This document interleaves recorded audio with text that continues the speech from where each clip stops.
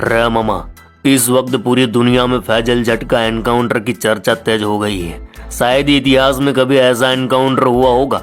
हाँ, आतंकवादियों का एनकाउंटर आर्मी करती है तो उस विषय में ऐसा एनकाउंटर देखे गए हैं, लेकिन वह टॉपिक ही अलग है। यहाँ बात है गैंगस्टर की। गैंगस्टरिज्म की दुनिया में चाहे पूरे विश्व में किसी भी देश की हिस्ट्री खंगाल के देख लो, किसी गैंगस्टर माफिया का इस तरह से एनकाउंटर कभी नहीं हुआ। और जिस तरह से इस एनकाउंटर के बाद पाकिस्तान के, पंजाब के, गुजरात की पुलिस पर सवाल उठ रहे हैं, बदनामी हो रही है, उसे देखकर तो यही लगता है कि शायद ही कभी आगे चलकर ऐसा एनकाउंटर होगा। 800-900 पुलिस वाले, सैकड़ों बख्तरबंद गाड़ियां, मॉडर्न हथियार का जखीरा, हेलीकॉप्टर से बरसती गोलियां, बावजूद फैजल जट न भागा न छिपा, मुकाबला करता रहा।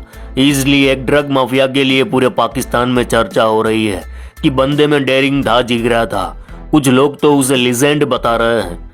लेकिन एक सवाल है कि एक माफिया को पकड़ने के लिए क्या इतने बड़े लाव लश्कर की जरूरत थी? क्या वह इतना बड़ा माफिया था, या फिर कहानी कुछ और है? एक बात है जो जंगल में आग की तरह फैल रही है कि फैजल जट को खल्लास करने पुलिस ने 40,000 से ज्यादा गोलियां चलाई। अब इस बात में कितना वजन है, आइए सब कुछ विस्तार से जानते हैं।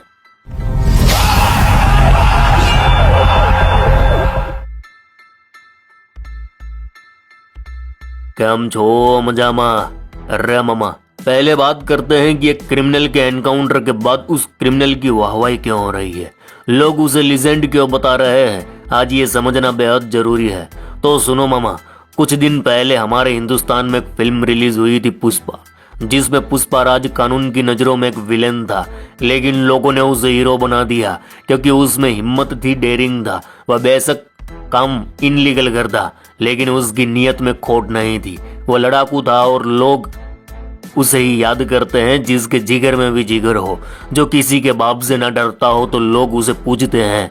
इसलिए वायलेंस और क्राइम होने के बावजूद लोगों को पुष्पा का किरदार पसंद आया।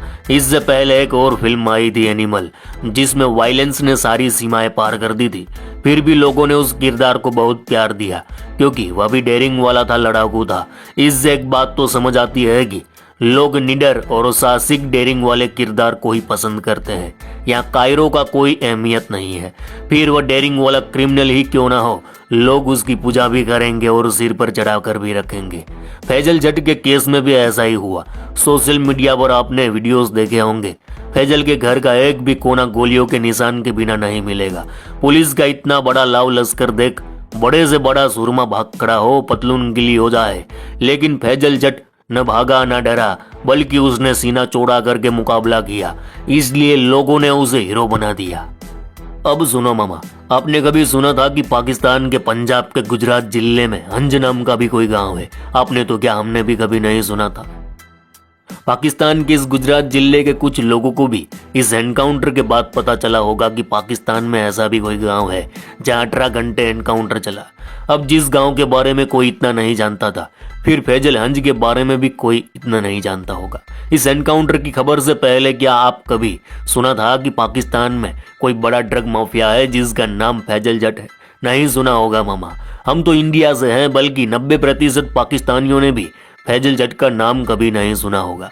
इसे जानते होंगे इस गांव के आसपास के लोग या इस एरिया के लोग, क्योंकि ड्रग की स्मगलिंग करता था तो पर्चे भी थे और काली कमाई के पैसे भी थे, तो इलाके के और गांव के लोग जानते होंगे, बाकी कोई नहीं जानता था। तो यहाँ सवाल ये उठता है कि इतने मामूली ड्रग माफिया को मारने 18 घंटे लंबी मुठभेड़ क्यों चली?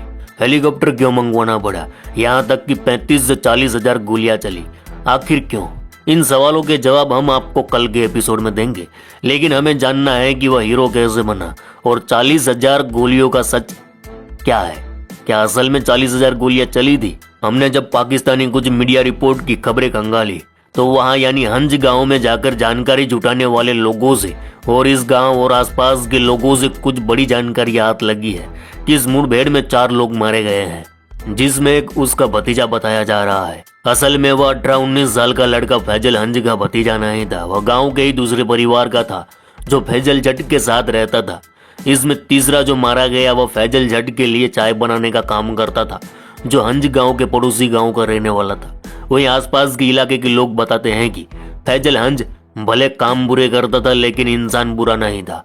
लोगों का कहना है कि फैजल हंज को इतना बड़ा बनाने के पीछे सबसे बड़ा रोल गुजरात पुलिस का ही है, क्योंकि फैजल तो पहले से ही खुद सरेंडर कर सारी तफ्तीश के लिए तैयार था, लेकिन उसकी शर्त थी कि जांच हो तो सही तरीके से हो, क्योंकि उस पर आरोप लगा था कि उसने एक पुलिस वाले को मार दिया, इसलिए यह एनकाउंटर हुआ। लेकिन फैजल जट का कहना था कि उसने किसी पुलिस वाले को मारना तो दूर, गोली तक नहीं चलाई। उस पर झूठे आरोप लगाकर फंसाया जा रहा है। अब फैजल की बात में कितनी सच्चाई है इस पर हम कल बात करेंगे और सारी सच्चाई बताएंगे। तो लोगों का कहना है कि जो 18 घंटे मुठभेड़ चली वह स्वाभिमान और ईगो के चक्कर में चली। पुलिस चाहती तो ना तो ये एनकाउंटर होता और ना ही फैजल समेत 4 लोग मारे जाते और ना ही फैजल हंज एक बड़ा ब्रांड बन पाता। लेकिन फैजल हंज की एक गलती ने गुजरात पुलिस को चुनौती दी, या यूं कहें फैजल हंज अब पाकिस्तान की गुजरात पुलिस के लिए कोई काम का नहीं रहा था, इसलिए उस एनकाउंटर में मारने का प्लान बनाया गया। आखिर फैजल जट की वह गलती क्या थी, कल बताएंगे आपको। तो फैजल जानता था पुलिस उसे मारना चाहती है। अब फैजल जट था, उसने भी ठान लिया अब पुलिस उसे मारना ही चाहती है तो बकरे की तरह क्यों मरे, मरेंगे तो शेर की तरह। और इसीलिए उसने 18 घंटे तक पुलिस से मुकाबला किया।